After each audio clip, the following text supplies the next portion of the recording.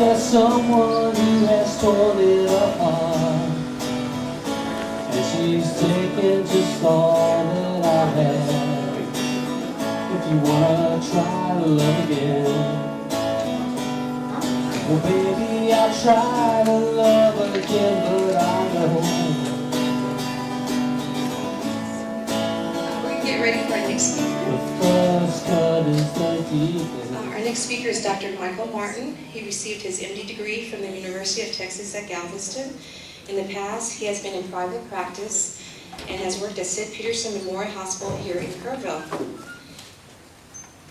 He is board certified in internal medicine and hospice and palliative care. His professional activities include serving as medical director, hospice, Kerrville area, and medical director of Peterson Hospice. And he's co-founder of the Heart of the Hills Cardiac Rehab Center and adjunct assistant professor for medicine and geriatrics at UT Health Science Center at San Antonio. He is currently the attending physician on our Alzheimer's dementia unit here in Kerrville, and he has been our director for the palliative care program since 2000. He has been a guest speaker on a variety of healthcare topics and has treated and managed wounds on residents in his daily practice. Please extend a warm welcome for Dr. Martin.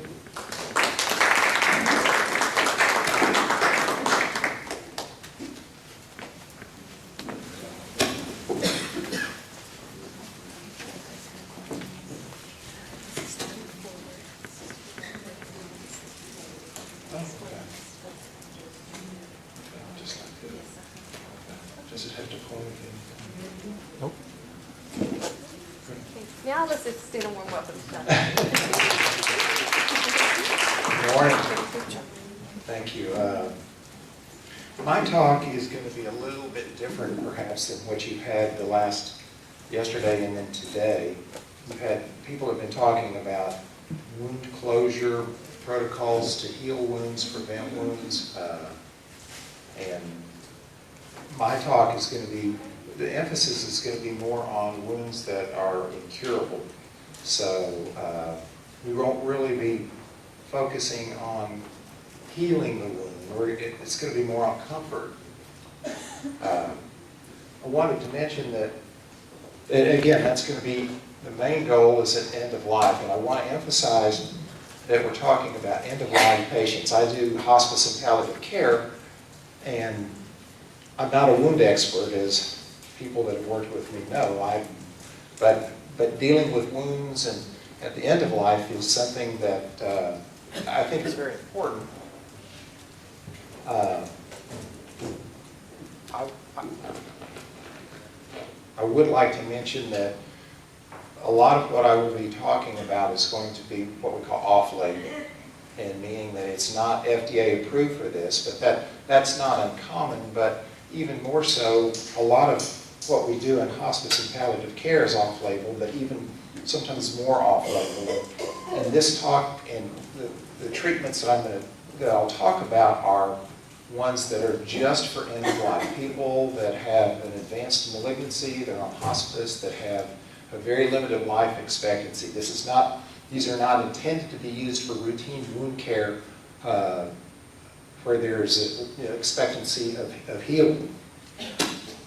I want to, first I'll talk a little bit about malignant wounds and pressure ulcers at the end of life, and then I want to focus what I think are the three main problems that we run into, and that would be pain, bleeding, and odor. And I want to go over those too. But again, let me emphasize that this is an end of life. These are people at the end of life. So healing is not an option. And why is healing not an option? And primarily for a couple of reasons. Number one, oftentimes these people have a very limited life expectancy, maybe months to weeks. And so there's really not time to heal the wound. It also oftentimes is a malignant wound that is not treatable, that has not responded to chemotherapy, and so it's not going to heal. Also, if they have a severe underlying illness that prevents them from moving, getting off their back, getting off the pressure ulcer, that's going to compromise your ability to heal the wound. But where we can't heal, the thing that we want to do is provide comfort. And comfort kind of needs to be defined within what is important to the patient and the caregiver. And oftentimes we kind of have to set realistic goals for this. And that's kind of a pretty common thing to do at the end of life is goal setting. Finding out what's important for people and their caregivers. Now, you know, if you look at, this was 542, the PCU's palliative care unit admissions. And what they found was despite your best protocols, despite, you know, everything that you could try to do to prevent pressure ulcers and skin damage, special mattresses, overlays, boots, barrier creams, all of those things didn't seem to really make a difference at the end, in people who are admitted for palliative care. And this I thought was kind of interesting. There's cultural differences as to what's important at the end of life in somebody with a wound. And the French were concerned about their body image. The British were worried about having multiple medications, and the Canadians' main concern turned out to be finances. I mean, I wouldn't have guessed that these would have been the important things, but in different cultures, those are important. And what's important is that it was the distress of their symptoms, and it wasn't, they weren't worried about the delayed wound healing. Likewise, they looked at women with, these were fungating breast cancers, and the closure, the closure wasn't as important as symptom management and their well-being. And again, you know, I don't know what I would feel like would be important to them, but what I found when you look at the study, that the things that were important to women were greater freedom. And I think what they're talking about is a less bulky dressing, or not having a wound vac attached to them, or something that allows them to be more mobile, but also their femininity and sexuality was very important.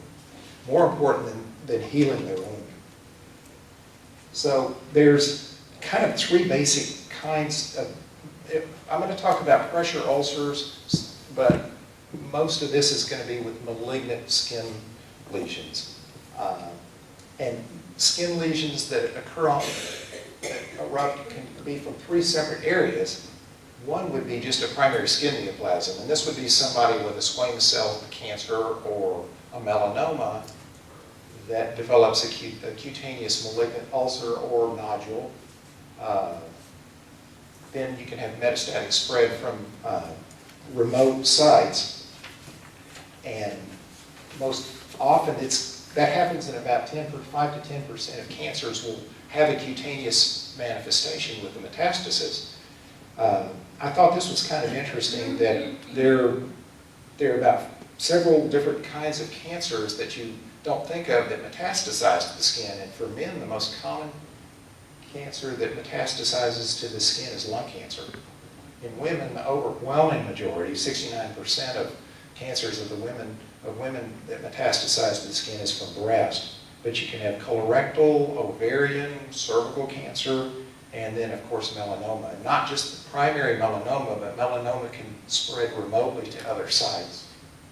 And then it can be just local spread. And this would be, probably the best example of that would be somebody with a head and neck cancer that erodes through the skin and then causes a kind of an erosive ulcer, open sore, open area. They're classified as either a nodule. You can have fungating, which comes from fungus because they're kind of a cauliflower. You've seen them, they're cauliflower form looking, heaping up irregular surface. They can be a malignant ulcer, and that could be a malignancy that has ulcerated. I have a picture of one of those. And then they could be mixed. They could be a combination of those. This is a malignant fungating breast cancer, and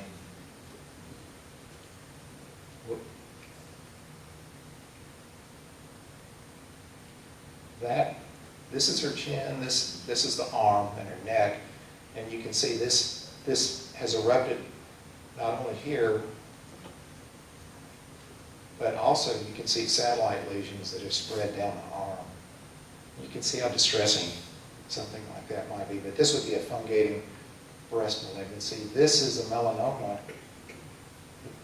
It's a back, and this is probably a melanoma nodule that has metastasized to the back, and then it's ulcerated. So this is kind of a mixed ulcer.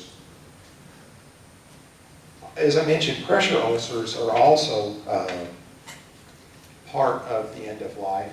And if you look at the incidence, 14 to 28% of people in hospice develop a pressure ulcer, which is way higher than you would expect in a community living center. I mean, that if you had those kind of numbers in a nursing home or in a hospital, I mean, that would be that'd be, you would have all kinds of trouble with Joint Commission and people like that. What we try and do, we have our palliative care note, and one of the disclaimers that we put in there is that because of the effects of their end-stage disease, that this can happen. And despite all of the protocols and all of your efforts, this happens. And it particularly is more common in people as they get older, and people with a cancer diagnosis, and the lower palliative performance score. Now, I don't know if any of you all are with a community hospice or do hospice, but one of the things that we use as kind of a prognostic tool, and as it sort of helps to communicate if you're communicating with somebody else and trying to tell them what performance status this person has, we use the palliative performance score, and it's based on 0 to 100%. 100% has no manifestation of disease, and 0% is death.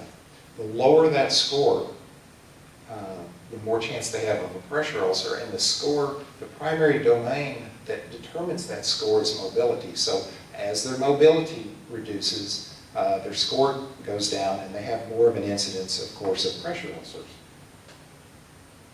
Now, what I'd like to do is go into talking about management of pain, and I want to concentrate on 3 particularly distressing symptoms, but the most common and the most dominant symptom that seems to be would be people that have a malignant ulcer or pressure ulcer that have pain, and that is about 31%.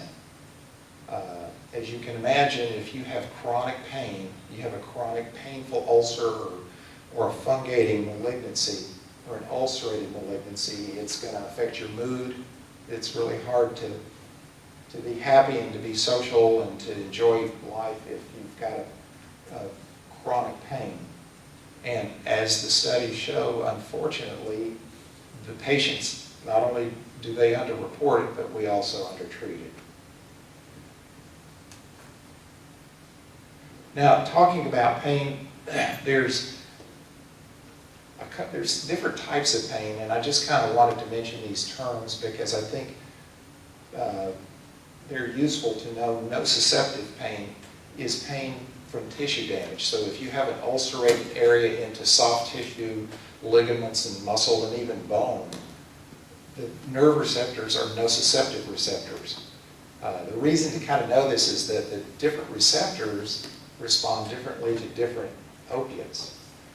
Likewise, if you have involvement of the nerve, erosion into the nerve, and I guess a common one that we would see is somebody that is paraplegic.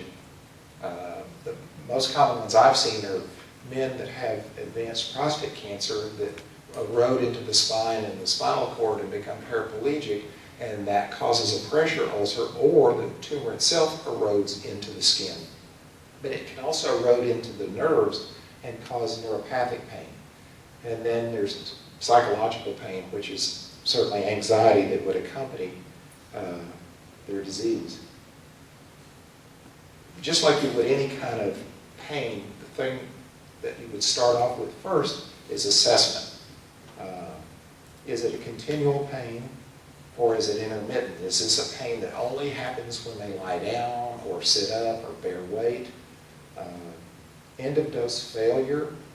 And that's sometimes not always recognized. That would be somebody that is on, maybe their hydrocodone is prescribed every 6 hours, but it's not lasting 6 hours, and so they start having pain about hour 5.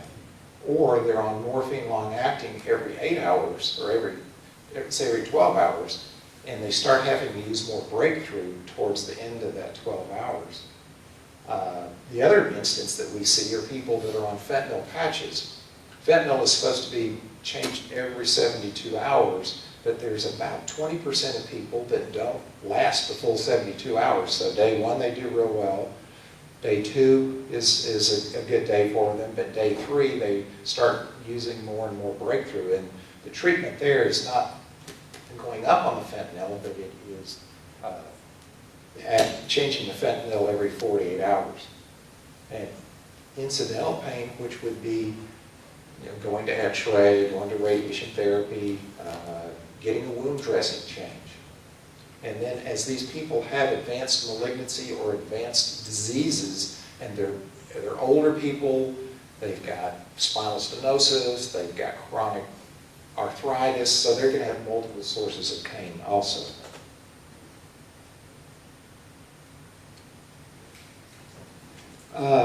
We'll talk a little bit about opiates, and the World Health Organization has a ladder that is something that we try to use, and it's basically starts, the bottom of the ladder is to use non-opiate type medications for minor pain. This is a pain on a scale of 1 to 10, and it was 0 to 3.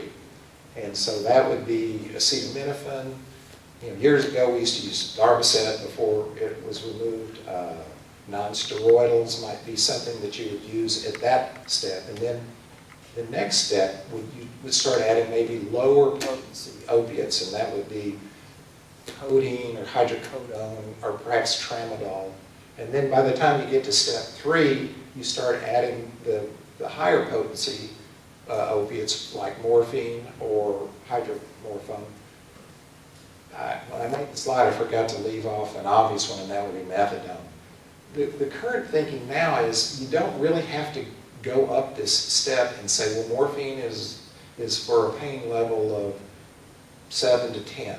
If somebody's having moderately severe pain and they've already failed acetaminophen and you've tried the non-steroidals and their pain isn't relieved, sometimes to avoid confusion and over different medications and rotating to the final to the third medication, it's appropriate to start them on morphine at a low dose at their second stage, and then as you get to stage 3, if the pain increases, you just increase the pain medication. And I just also want to mention that one of the reasons that you kind of want to go sometimes to the higher potency opiates is there's not a ceiling on those. There is a ceiling on acetaminophen, on non-steroidals. Tramadol has a maximum dose that you can use, but there is no ceiling on morphine or hydromorphone or oxycodone or methadone or fentanyl. There's not a top dose. The top dose is whatever the dose is that's needed to control their pain. We use different routes, and I think it's a little bit of a misconception that oral opiates don't work as well as IV or parenteral opiates. And really, there's no reason for that. It's just a matter of when you take it orally, there's a metabolism in the liver, and that doesn't occur when you give it intravenously, so you just have to give more of it orally. It works just as well. I mean, there's no reason to go to a topical or transdermal opiate if they have an intact swallowing mechanism. It works fine. We don't give intravenous opiates in our community living centers or in the VA here. And that really is okay, because we don't have to keep IVs going and restarting them. We use the subcutaneous route. When the oral route fails, then most commonly we use subcutaneous medications. And the dosage of a subcutaneous opiate is identical to what you would give intravenously. And actually, if you look at the blood levels of somebody on sub-Q morphine and somebody that's on IV morphine, they're about within 10% of each other. So they work very well. Rectal, I think that's sometimes an overlooked source, especially in the short term. Any of these opiates that you can take orally, you can use rectally. Codeine, hydrocodone, long-acting morphine, oxycodone, all of those can be used in the short term rectally. And like the subcutaneous, you get about almost 90% absorption and effect, so it works very well. When they can't swallow transdermally, but I wanted to highlight that we don't use IM.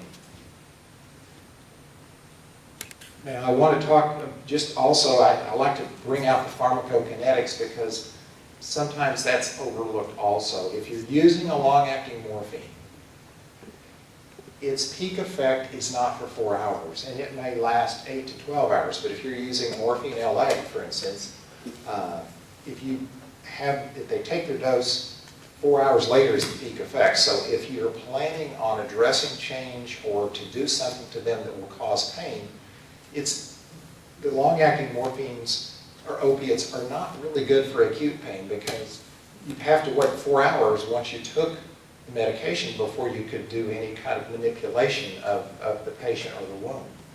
So you can use, I left out mucosal. There are some mucosal fentanyls that have very quick onset. I didn't put that on here because I have no experience with it, and it's not something that we have access to. But if you give somebody intravenously, their peak effect is going to be in about 15 to 30 minutes. So that's a reason if you need rapid, predictable pain relief and you don't want to wait a prolonged period of time, you can give it IV.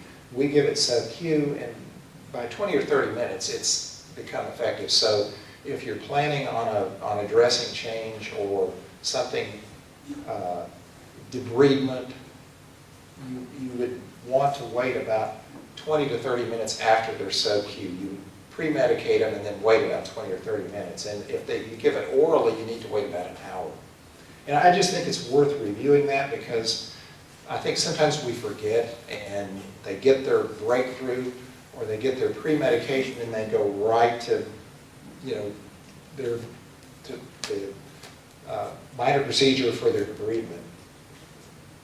Now, this is kind of an interesting topic that I looked at, and there's a lot of studies that show that topical opiates have some effect. And so we're going to spend some time just kind of talking about this because I think it's kind of interesting. And again, this is end-of-life patients. These are people with a limited life expectancy, and they're not going to get well. We're not going to cure them. So there were some studies that showed it looks like morphine and opiates have an effect on the peripheral nerve receptors.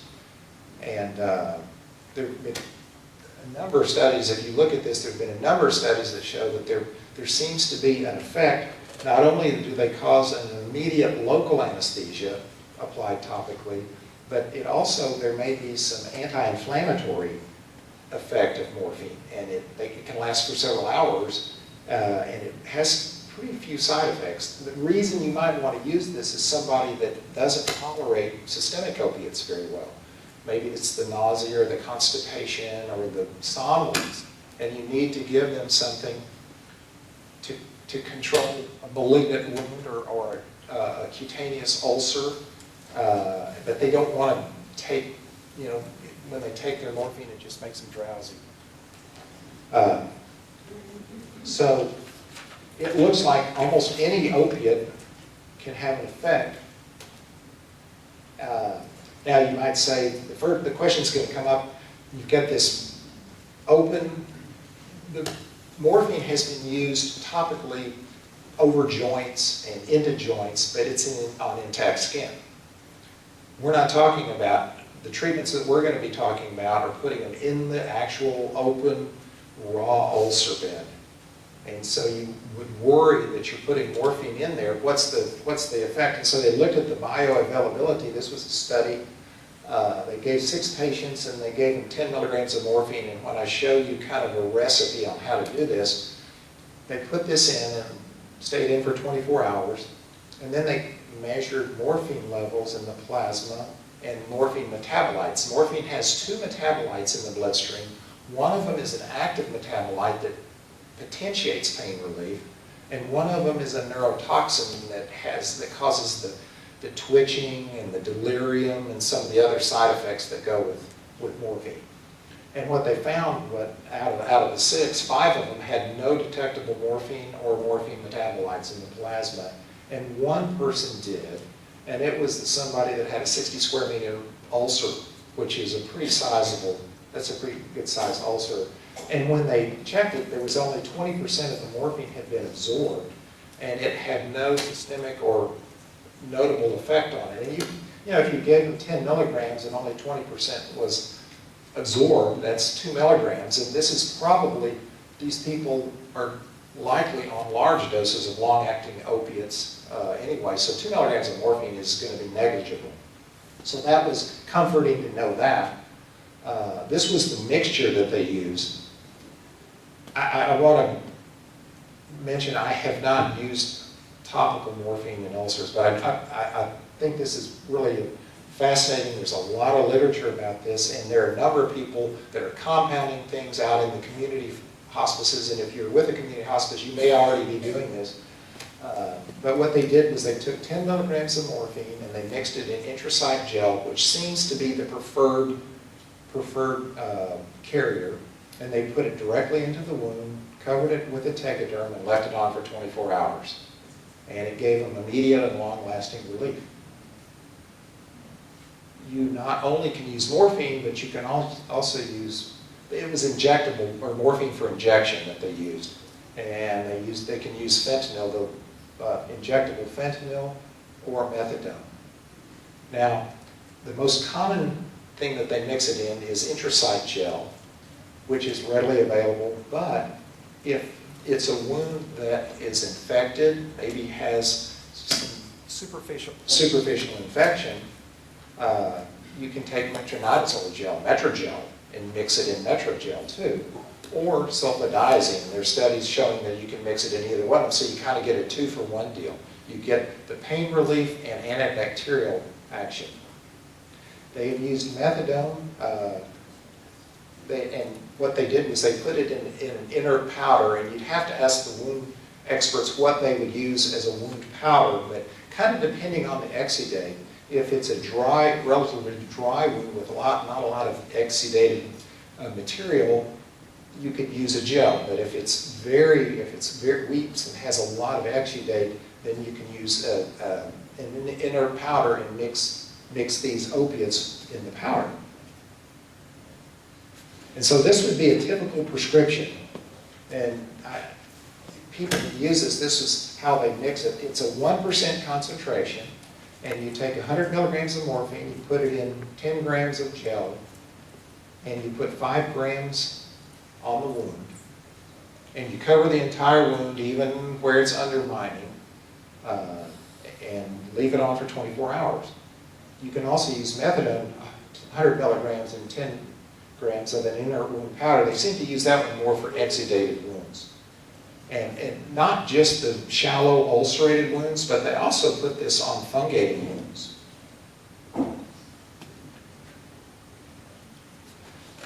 I put this in, it's called Biotain Ibu. Now there's topical wound dressings from Biotain. They make a couple of them, Coloplast makes them. But Biotain Ibu is Biotain with ibuprofen, and it's a foam dressing. And what they did was took that with the ibuprofen, impregnated in this foam, and put it directly into the wound. And I called Coloplast, and it's not available in the United States. I don't think it's available in Canada or Mexico. I think maybe some European countries it's available in. And of course, they're trying to get FDA approval, but right now it's not available. But I just mentioned this because I thought it was kind of interesting, and I suspect there are probably some pharmacies that will compound ibuprofen to be used in wounds. And the beauty of it was it doesn't have any systemic effect. It doesn't have the opiate side effect. It's anti-inflammatory, just like it is for joint pain and other causes of inflammation, and so it reduces the amount of exudate. It seemed to work short-term as well as long-term, and it was found to improve the quality of life, and it comes in different sizes. As I say, it's not available here. I don't know if it will be available, but I just thought it was kind of an interesting thought. This is available. I don't think it's on our formulary here, but this is a mixture of lidocaine and prilocaine cream, and this is very commonly used before you start IVs. And if when you read the package insert, it'll say, do not apply to an open wound. And again, that's why we're only talking about end-of-life patients. They're applying this directly to the open wound, anywhere from 3 to 150 grams. And like for an IV, I think you leave it on 5 or 20 minutes or so before you wipe it off, and then you can start the IV. It takes a while to cause the cutaneous anesthesia, but in a wound it takes about 45 to 60 minutes, and it's used more commonly if you're planning on wound debridement. No allergic reactions, no toxicity, although it may cause some inflammation and decrease wound healing, which is not one of our objectives anyway. I came across this also, gabapentin. One more reason to use gabapentin. We use it an awful lot for multiple reasons, but for cutaneous wounds, we feel like it's a co-analgesic with morphine, and it also seems to help with neuropathic pain. So someone with an ulcerated area that's involving the nerves, you might think about gabapentin, and gabapentin has an anxiolytic effect. It reduces anxiety, so it also has that beneficial effect. And not, there's several other things that you would use, and chemotherapy certainly if it were an option for these people. Unfortunately, usually by the time I receive them, chemotherapy has not been helpful. Maybe some localized radiation therapy, hormonal therapy for breast cancer or prostate cancer could be useful. And then, all these things that, need to always kind of keep in mind that can and have been shown to be useful in treating pain.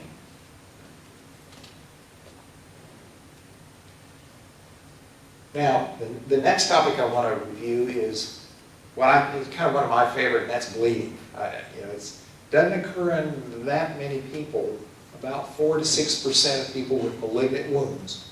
And it's usually little small capillaries or venules, and they get that oozing, just persistent oozing. Occasionally it can be arterial, and those are the catastrophic deaths. That's the head and neck cancer that erodes into the carotid, or the lung cancer that erodes into the bronchial artery, and but that's where you use the sedation and the brown towels. I mean, there's nothing else you can do when it erodes into a major artery. But more commonly, what I've seen are these, like a breast cancer that just oozes. And the problem with that is, these people just feel like they're slowly bleeding to death. And you can imagine, there's some cancers that people probably can go days and not be aware that they have a malignancy. But if you had a big ulcerated nodule or a big ulcerated area in your neck that's just bleeding, there's never going to be a day that you're going to be free of knowing that you could be bleeding to death, or it is a sign of your impending death. And if there's anything that you can do to reduce that bleeding and take that away from them, they're eternally grateful for that. Let me tell you, that really does help. Their causes can be coagulopathy, and people with tumors sometimes get this coagulopathy, DIC type picture. A friable necrotic tumor, as this tumor enlarges and grows, it outgrows its blood supply, and so it becomes friable, necrotic, and then the blood vessels become friable and they bleed. They may be on anticoagulation, they may have a pulmonary embolus, or they may have a deep vein thrombosis or atrial fib or something. And then, as you know, if when you change wounds, sometimes that can provoke the bleeding. Obviously, in our patient population, in all of these, you would use a non-inherent dressing. And we would also advise minimizing dressing changes. It's not going to be as important because we're not trying to heal this, so it's not as important to change the dressing 2 or 3 times a day. If it's a minimal amount of bleeding, then you can use topical epinephrine and kind of like a nosebleed or a little bit of a silver nitrate. You can use thromboplastin, which is it's a blood clotting agent that comes from cows, and it's available in a powder, and you just sprinkle that in the wound, and that will sometimes cease some of that bleeding. I think this is interesting because it's more readily available, and that's Kerrville or sucralfate. We use that for people with gastritis and ulcers, peptic ulcer disease. But what they found is if you take one of those, it comes in a 1 gram tablet that can be crushed. And so they take a Kerrville tablet, crush it up, and mix it in 5 mLs of a water-soluble jelly. They just use KY jelly. And they applied that to the wound a couple of times a day, and that seemed to help reduce bleeding also. You can see where these things are they're way off label, but that's what you have to sometimes do in hospice care it works. And people aren't worried about, you're not so much worried about, well, is this an indication of a long-term side effect or something, if you can stop somebody's bleeding. And then vasopressin, which is a vasoconstrictor, can work. This also, I was kind of fascinated with. We've all heard of Mohs Surgery, and that's where people go and have like a little basal cell or superficial skin cancer. And Mohs procedure started many, many years ago with this surgeon by the name of Mohs, and he made this paste, and it was this paste. The original use of it was to put it on the skin over the area that they wanted to remove, and what it would do was cut off the superficial blood flow, and then you could remove it with very minimal bleeding, and you could excise this little skin cancer. And that was called Mohs paste. Now Mohs surgery is done with frozen sections. They don't use Mohs paste. I talked to a dermatologist, and he has no idea what's in Mohs paste. That's long since gone away. But what they found is there was a study a couple, 3 years ago that if you had a malignant wound, they tried it in breast cancer patients, and they put this paste on the wound, and I'll show you how to do that in a second. And one application was effective in everybody that they tried, and it was not only effective immediately, but it was effective long term. And this is what Mohs paste is. It's zinc chloride. It's pretty simple: distilled water, and then zinc powder and glycerin. And the way you do this, first of all, it's painful. I've never used this again. I want to mention I have not had any opportunity to use this, but because it's going to close off the superficial blood supply to a large area of tissue, it's going to be a little painful, so you want to pre-medicate them with their appropriate pharmacokinetics. And then they mix this up, and they just take a tongue depressor and just basically just paste it on there.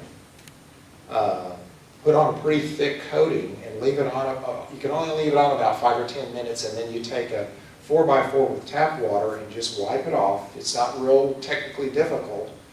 And the surface then becomes this hardened, dry, non-open, non-bleeding, exudative surface. And usually you just do it one time, and it would control bleeding up to 3 months. And not only did it control the bleeding, but because you've closed off all this open tissue, the odor and exudate has also lessened too. So I just thought that was kind of an interesting little, and Mohs paste can be easily mixed up. This is what I have found to be extremely useful, and kind of one of my favorite, is using the systemic fibrinolytic inhibitors. Fibrinolytic inhibitor stops the body from breaking down fibrin clots. So once the body is clotted, the body has its own clot lysis mechanism, and it lyses the clot and they start bleeding again. Well, if you can inhibit that clot lysis, you can usually stop bleeding. And there was a classic article that's referred to anytime you talk about stopping systemic bleeding in end of life, in 1997, and it was tumor-associated hemorrhage.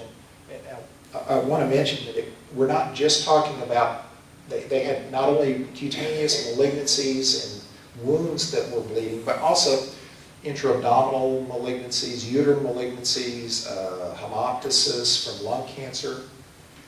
And so they found it useful in all of these people. They put, again, it's that kind of oozing. They put it in, tried it on 16 patients and worked on 14 out of 16.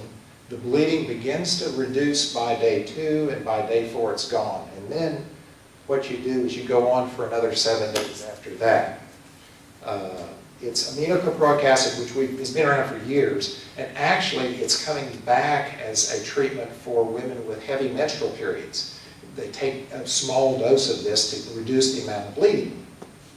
And this has been, in my experience, has been almost universally successful. If you have somebody with a head and neck ulcer and it's continuing to ooze and bleed, and maybe it's too large or difficult for topical therapies, aminocaproic acid is almost always been successful. Stop it after 7 days. If they rebleed, treat them again for another 7 days. It really works very, very well with a low incidence. The concern would be, well, is it going to cause them to have a blood clot and a, thrombosis in their leg or pulmonary embolus? But I think if you gave them the choice between one or the other, bleeding or the blood clot, I think they're going to always go with the bleeding. Other options would be to take them to IR, and they can embolize the arterial circulation, they can radiate it. Depending on their life expectancy, they can sometimes just debulk a larger tumor. And lastly, what I want to talk about are odors, which is probably to some people maybe maybe worse than pain and bleeding. If you work in a hospital long enough, you've been walked on a hospital floor where immediately there's somebody there that's got a necrotic tumor. Despite the deodorizers and the things, it just doesn't mask that. It's extremely uncomfortable to the patient, the family, the caregivers. It causes rejection. They're isolated. People don't want to come visit them. And then they're left with, like bleeding, they're left with the thought that I'm going to have this awful smell for the rest of my life. So our goal is not to cure it, but it's to cut down on the odor. And because these things get infected, they're also painful. So what are some things that we can do for that? Well, the causes would be, again, necrotic tissue most commonly. The tumor outgrows its blood supply, it dies off. Bacteria grow in there, anaerobic bacteria get in there, and they release these fatty acids, and then the tissue liquefies and it causes a voluminous exudate sometimes. So there was a really good review 3 years ago, and they looked at 20 studies, and they went through 11 different treatments to see which ones were the best. And kind of listed in the order of efficacy, 4 of them turned out of the 11 to be most useful and had the best evidence to support them. Metronidazole or flagyl, knee salt dressing, activated carbon, and curcumin. So this is, again, something in my experience is also extremely helpful, and that is metronidazole. You can take the Metrogel, you can take a tablet and crush it up, 500 milligram tablet and crush it up, sprinkle it in the wound, or just squeeze some metronidazole gel in the wound. once a day, and it very quickly makes that odor and pain go away. It's very, very effective. It's an antibiotic, and it kills off the anaerobic bacteria and the protozoa. And if you look worldwide, this is one of the most common things that is used. It's very inexpensive, and it's very effective. Now, mee salt is something, and actually we have on our formulary here. It's non-formulary, but you can get it. It's kind of a rolled dressing. I've never used it, but it's a kind of a dressing that comes like 4x4s in different square sizes, and you can fold it over, and it's impregnated with sodium chloride. And when it comes into contact with tissue, this sodium chloride acts as kind of a sponge and sucks up all the exudate and all the bacteria and spores and things. And you put it on once a day for several weeks, and just change it once a day. It's not available everywhere, but it is here. It's on our formulary. I Googled it, and a box of 30 4x4s is $34 if you want to. You can get it over the internet, or 8x8 would be $53 for a box of 30. Then the next that was also most effective was an activated carbon dressing, which works through, it absorbs the bacterial spores. Again, it's a once-a-day dressing, and I've not used it, but it is very expensive. This is interesting. Sometimes just Google curcumin, which is a spice. It's from the turmeric plant, which is grown over in India and Southeast Asia. It's used commonly as a spice, but it apparently has other properties, and they sell it now in tablets for cancer treatments and kind of a homeopathic treatment for many different things. But it has anti-inflammatory properties, and it inhibits cyclooxygenase, which is the exact enzyme that aspirin and anti-inflammatories inhibit. There's not an ointment, but I think people just use the powdered spice. It's just kind of an interesting thing. That was of the 11 different things, those 4 showed the most efficacy. You put this ointment in 3 times a day. I suppose you'd have to have somebody compound an ointment for you. I called around to some different pharmacies, couldn't really find a pharmacy here in Kerrville that was compounding anything at this time. I put this in, I don't know if they've already mentioned this as a wound treatment, but again, I think it's fascinating. And if you're looking for an inexpensive wound treatment that maybe you've exhausted some other things, or other things are perhaps too expensive, medical grade honey. Now, this isn't just Fane's honey that you buy at HEB, but it has to be irradiated to kill any kind of little bacteria in there. And it's very, it's hyperosmotic, kind of like the mee salt is. And it inhibits bacterial growth, and it may also somehow manufacture hydrogen peroxide. And it assists in wound debridement. And that's really, are there any questions? As I say, I can't overemphasize the fact that what I'm talking about are treatments that we use, that people that have a limited life expectancy or at the end of life have advanced cancer, and there's no other treatment for them. And when there's nothing else that can be done, these are hopefully some things that can be used to provide them comfort before death, and also for the families too. Now, yes, ma'am. My question is, on these compounded medications, because they're not FDA approved, what is the reimbursement as far as insurance, Medicare, Medicaid, or is it all strictly out of pocket for the patient? Well, if you're on a home hospice, the hospice provides all of your medications related to your disease, whether it's insurance reimbursable or not. And I think, I haven't done home hospice for almost 13 years, but if you look at the blogs, there's a lot of home hospices that are compounding things that none of them are FDA approved. And I think you find a compounding pharmacist and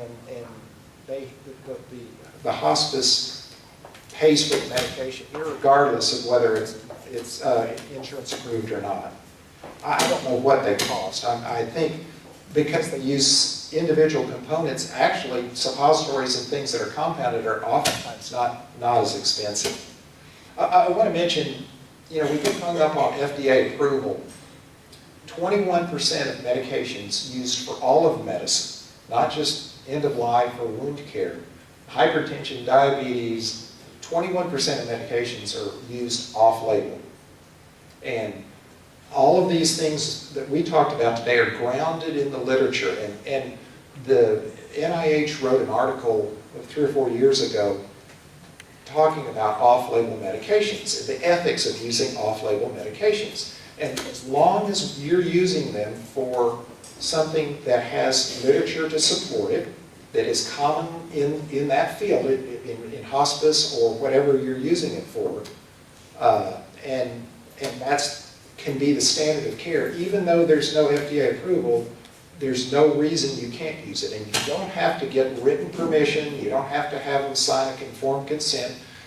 They only ask that you tell them, look, I'm going to be putting this ointment on you, or you're going to be taking this blood pressure pill, not for your blood pressure, but to prevent kidney damage or something, and just to let them know. So FDA approval, a lot of drugs just don't bother to get FDA approval because it's so expensive.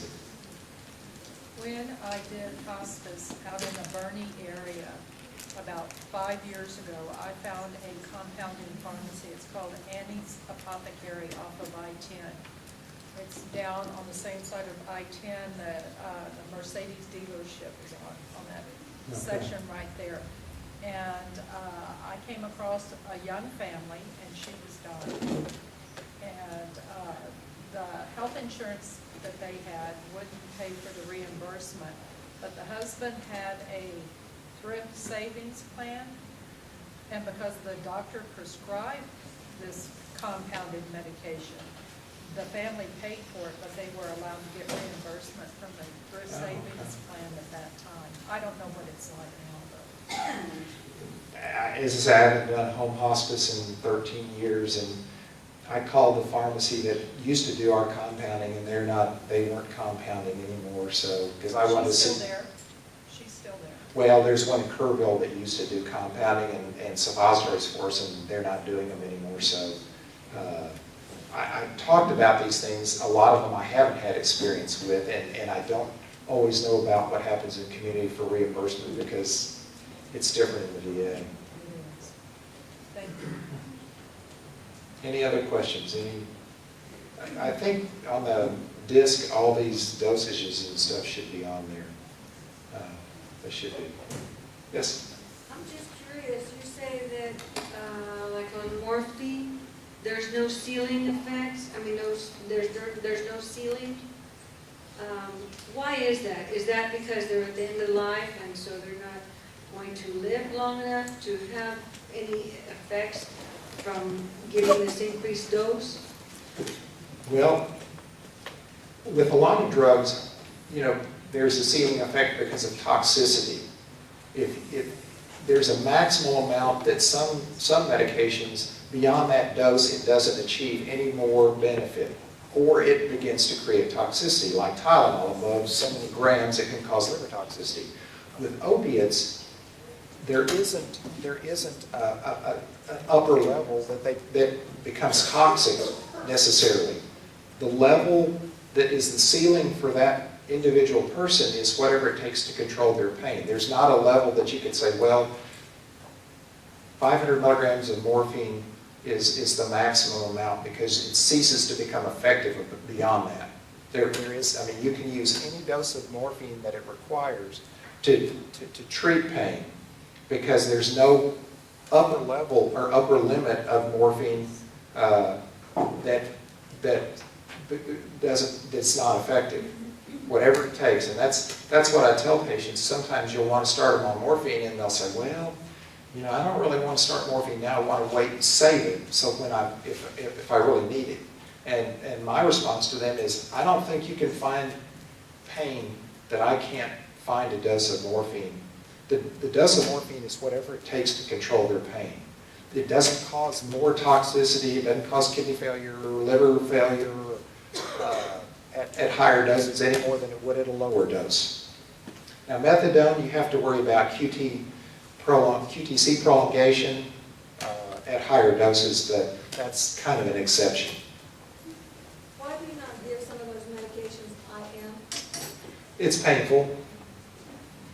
If I had a choice, we can put a sub-Q port needle in somebody, and the nurses can come through, pull the sheet or cover up, give them their morphine, and never awaken the patient. But you can imagine if they had to come in every 4 hours, wake them up and give them an IM injection. I mean, after 2 or 3 days, you get sterile abscesses and hematomas, and it's just not, I haven't given an IM pain medication in years. There's almost no indication to it anymore. Anybody else? Any other questions? Good.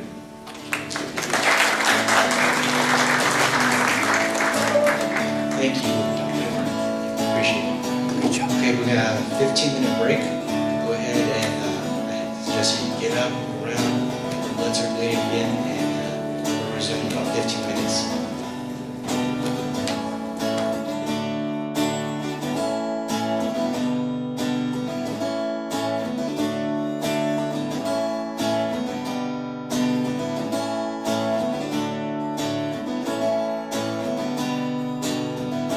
Would have given you all of my heart, but there's someone who has torn it apart, and she's taken just all that I had. If you wanna try to love again, well baby, I'll try to love again, but